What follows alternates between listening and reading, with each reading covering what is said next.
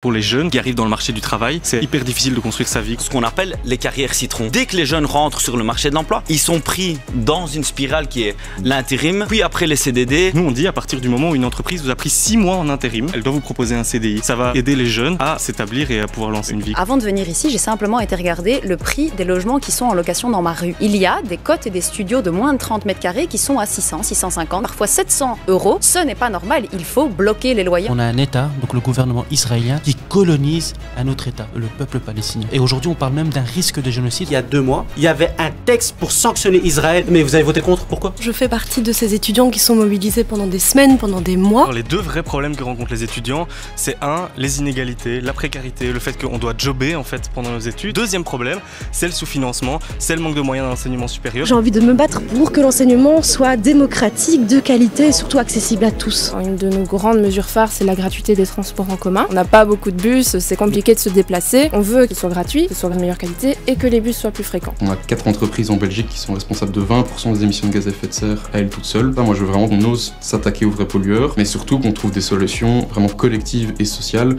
comme transport en public commun gratuit. Ça a été déjà fait dans plein de villes en France, comme Dunkerque. C'est bon pour le climat et le portefeuille. Si on rend le PTB incontournable aux prochaines élections, on arrivera enfin à faire placer le curseur vers le PTB.